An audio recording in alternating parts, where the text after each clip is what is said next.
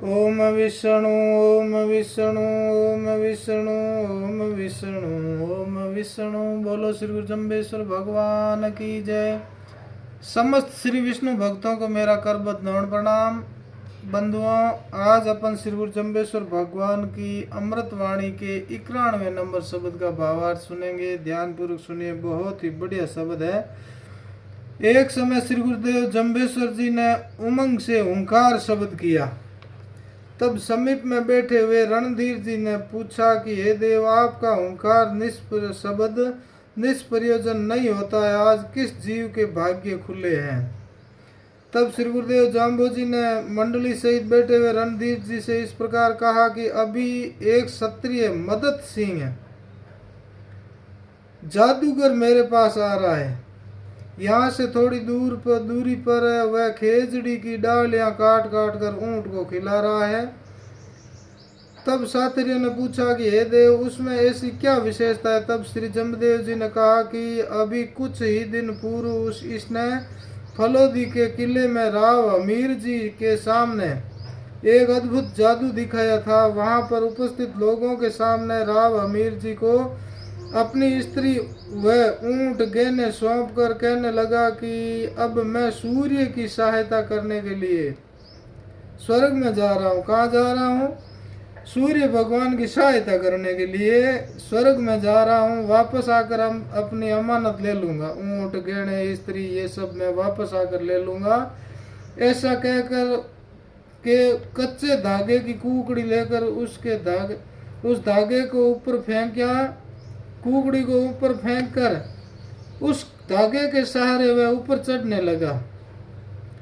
तब राजा हमीर के सहित सभी शहर के लोगों ने देखा था, किंतु थोड़ी देर में शरीर के ऊपर जाते हुए देखा था, लेकिन थोड़ी देर में शरीर के टुकड़े टुकड़े होकर नीचे आकर गिर गए। उसकी पत्नी उन टुकड़ों को लेकर के अग्नि में बैठकर सती हो गई। लोग चले गए, परंतु थोड़े दिन पश्चात वह क्षत्रिय जादूगर वापस आ गया। गुरु महाराज फरमाते हैं कि वो पहले तो कच्चे धागे से ऊपर चढ़ा, दिखने से अदृश्य हो गया। उसके थोड़ी देर बाद में उसके शरीर के टुकड़े टुकड़े होकर नीचे गिर गए। अब वो टुकड़े इकट्ठे करके चिता पर रख करके और उसकी पत्नी उसके साथ सती हो गई। थोड़े दिन पश्चात जादूगर वापस आ गया और राजा अमीर से कहने लगा कि मेरी स्त्री कहाँ है, मुझे वापस दो, मेरे ऊंट और गहने वगैरह सब दो। तब अमीर ने कहा कि वह तो तुम्हारे शरीर को लेकर सभी के सामने जल गई, मैं अब कहाँ से दे दूं। राजा अमीर ने कहा कि भाई, सारी जनता के सामने तेरे शरीर के टुकड़े नीचे गिर गए थे, उन टुकड़ों को इकट्ठा करके चिता में बैठकर वो तो तेरे साथ जल गई, अब मैं वापस कहाँ से दूं। उसी समय उस जादूगर ने राव अमीर के महल में अपनी स्त्री को आवाज लगाकर बुलाया, तो वह स्त्री महल में से निकल कर आ गई। वही व्यक्ति राजा से इनाम प्राप्त करके यहाँ पर आ रहा है। ऐसा आश्चर्यजनक कारनामा किया वही व्यक्ति यहाँ पर आ रहा है। यह केवल उनका दिखावा मात्र था, उसमें सत्यता कुछ नहीं थी। ऐसा कहकर श्री जम्बदेव जी ने यह शब्द सुनाया।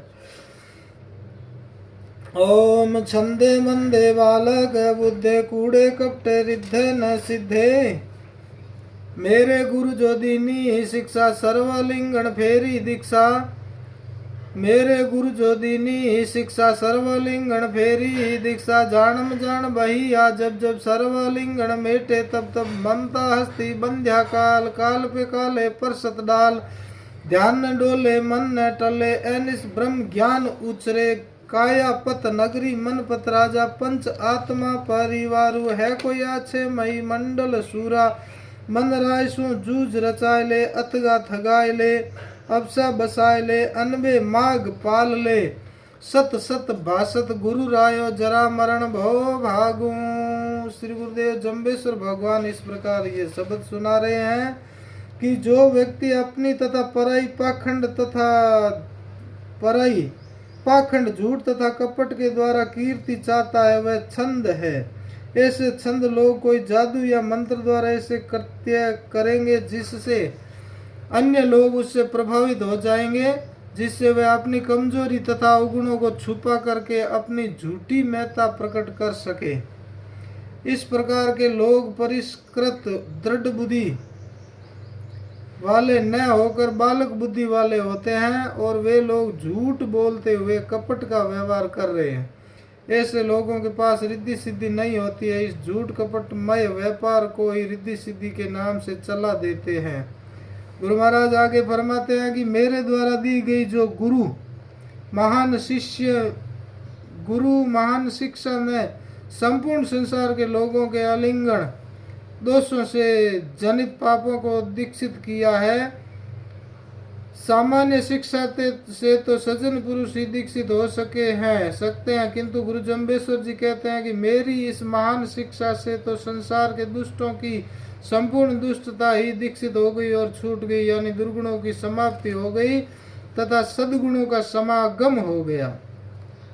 इसी प्रकार से जब जब भी मानव ने चाहे जान करके दुष्टता दुर्गुणों को अपनाया हो या अनजाने में ही प्रवेश कर गए हो, तभी तभी मैंने ही अनेक संत भक्तों देवताओं का रूप धारण करके उन दुर्गुणों दुर्विचारों मोह माया रूपी आलिंगन को मिटाया है। गुरु महाराज कहते हैं जब जब ऐसे पाप फैला है तब तब मैंने संत महात्माओं का अवतार लेकर इनको मिटाया है। वो भी गीता में भी ऐसा ही कहा गया है कि श्री कृष्ण भगवान फरमाते हैं यदा यदा हि धर्मस्य ग्लानिर्भवति भारत अभ्युत्थानं धर्मस्य तदात्मानं सृजाम्यहम् परित्राणाय साधूनां विनाशाय च दुष्कृतां धर्म संस्थापनार्थाय संभवामि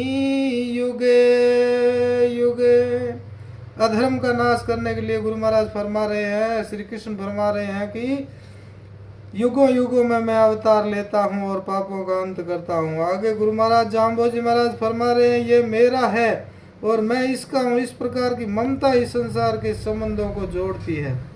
इस बंधन को गुरु जम्बेश्वर जी कहते हैं कि मैंने तोड़ा है तथा ममता रूपी हाथी को जो संसार में मदमस्त होकर विचरण कर रहा था उसको काल समय से बांध दिया है, क्योंकि संसार की सभी वस्तुओं से काल ऊपर है तथा ममता रूपी हाथी को लौकिक परंपराओं से ऊपर उठा दिया गया है और सर्व संहार काल से जोड़ दिया है तथा काल से भी ऊपर काल का भी जो महाकाल परमात्मा विष्णु से उस हाथी को बार बार अभ्यास द्वारा बांधने का प्रयत्न करवाया है, क्योंकि यह सांसारिक ममता रूपी हाथी जब उस परमात्मा से बंध जाएगा तो वही ममता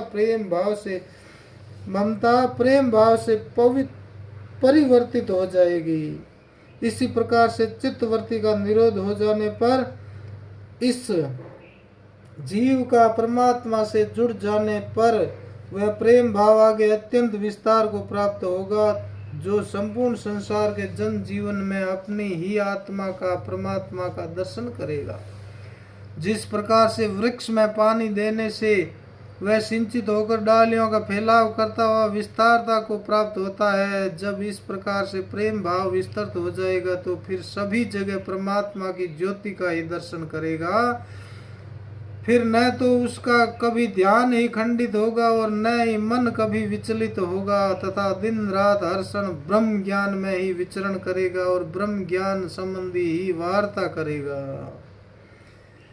जो लोग इस पंच भौतिक काया को ही जीवात्मा मानकर इसको खिलाते पिलाते हैं, ये जब समाप्त हो जाती है तब कहते हैं कि मैं मर गया। इसी बात के ऊपर गुरुजी कहते हैं कि यह काया पति नहीं है, यह तो नगरी की भांति है। इसमें मन रूपी राजा निवास कर रहा है, वह मन ही इस काया का राजा है, क्योंकि इंद्रियाणि प्राणायून इंद्रियेभ्यः परम मनः मनस्तु परा बुधिर्यो बुधे परस्तु से गीता में फरमाया है। स्थूल शरीर से इंद्रियां सूक्ष्म है तथा इंद्रियों से मन सूक्ष्म परे है तथा मन से भी बुद्धि तथा बुद्धि से भी परे है आत्मा। पंच महाभूत आकाश वायु तेज जल धरणी तथा पंच प्राण पांच ज्ञानेन्द्रियां तथा 5 कर्मेंद्रिय, इन सभी का राजा तो मन ही है, क्योंकि मन के द्वारा ये सभी प्रेरित होकर अपना अपना कार्य करते हैं।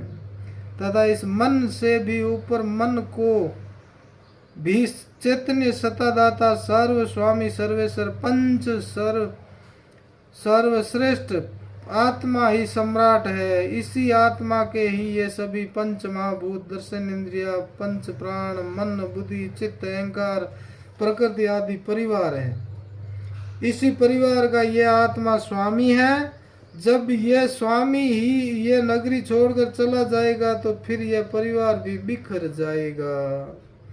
गुरु महाराज आगे फरमाते हैं कि किंतु इस महाबलवान मन रूपी राजा को वंश में करने वाला कोई कोई ही सूरवीर है। मन बहुत बलवान है, बहुत चंचल है, इसको रोक पाना हर किसी के बस की बात नहीं है। गुरु महाराज फरमाते हैं कि इस पर कंट्रोल करने वाले सूरवीर बिरले ही है जो इस राजा से युद्ध कर सके, अर्थात अभ्यास वैराग्याभ्याम तनिरोधा, अभ्यास और वैराग्य को धारण करके मन को बार बार परमात्मा में एकाग्र कर सके।